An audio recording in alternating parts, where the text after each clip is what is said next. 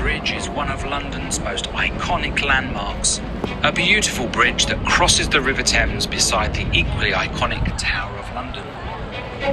We've seen it, passed across and under it numerous times, but never stopped to really take in its design and beauty, or venture inside and find out its history and how it all worked for that matter.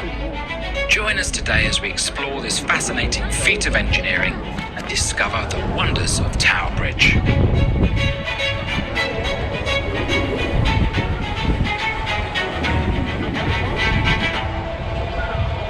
You can book tickets to visit the bridge on this website. It can be very busy, so booking a time slot in advance is a good idea. You'll enter the bridge at road level in the North Tower, the one nearest the Tower of London. The River Thames was a major transport and cargo waterway and became one of the world's largest trade and industry ports during the 19th century. Commercial business in the East End of London was booming. Traders and the public demanded a new river crossing downstream of London Bridge to ease the gridlock caused by the rapidly increasing population. Those living upstream, west of Tower Bridge, had 12 bridges to choose from. Those in the East End of London had none, requiring them to traipse across the city to London Bridge, something that could take hours. A special committee was set up, and in 1876 the Corporation of London held a competition to design a new foot and vehicle bridge. The major requirement was to allow for tall ships to sail past. Over 50 designs were submitted and a public consultation was held, but none was suitable. There was much controversy over the new bridge and its design, so it wasn't until 1884, 8 years later, that one was approved. A design for a bascule or seesaw bridge submitted by Sir Horace Jones, the city architect, that he designed in collaboration with John Wolfe Barry. As we begin our tour inside the North Tower, the exhibits explain the building of the bridge. On the 21st of June 1886, Edward, Prince of Wales, laid the foundation stone. Up to 848 men were employed at any one time to work on its construction. It took 8 years to complete at a cost of over £1.1 million in Victorian money, an enormous amount of money in the 19th century.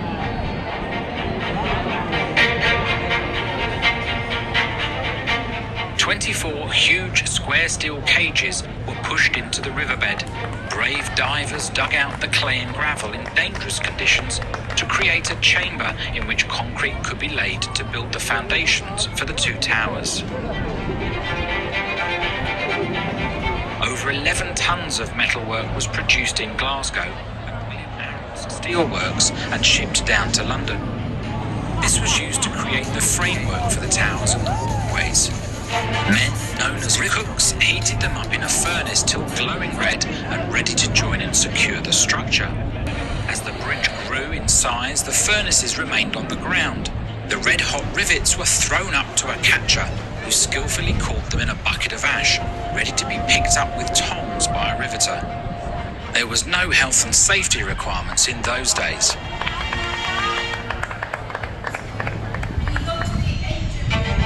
The bridge was clad in Portland stone and Cornish granite, giving it the lovely and pleasing appearance we see today, appearing much older than it is, something that Queen Victoria approved of as it complemented the nearby Tower of London. This staircase taking us up to the pedestrian walkway across the bridge was designed so that people could still cross when the bascules were raised. Tower Bridge was officially opened at midday on the 30th of June 1894 by Edward, Prince of Wales, later to become King Edward VII. Huge crowds lined the Thames to catch a glimpse of the first ever lift. At 2 minutes past 12, the bascules raised and the ships started to sail through with a gun salute from the Tower of London. Reaching the top of the North Tower, we can now walk across the bridge in the East Walkway, as the Victorians did, enjoying the stunning views of East London and Canary Wharf from this vantage point. The walkway was actually not a great success for the bridge. No one could be bothered to climb up all the steps and walk over during a lift, preferring to wait at road level. They were dimly lit, making them dangerous at night, a place where pickpockets and prostitutes would lurk. In 1910 they were closed, and it would be 71 years before the public could again walk across when the bridge opened in 1982 as a tourist attraction. In 2014, a glass floor was introduced to enhance the visitor experience on the bridge. You can now look right down on the busy road level and watch the public scurrying across, along with the large volumes of traffic entering or leaving the city.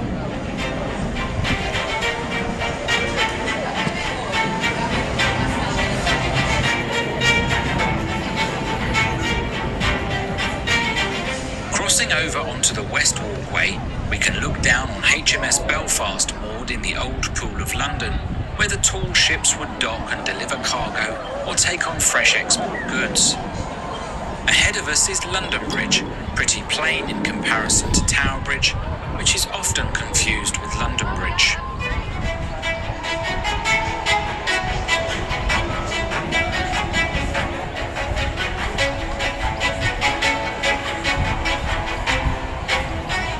To our right is the 1,000-year-old Tower of London, another iconic attraction you might want to visit after touring the bridge.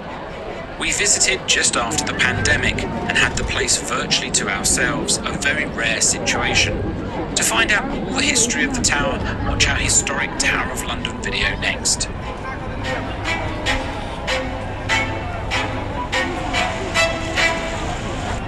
Times are tough for UK business owners. Banks are tightening their credit criteria and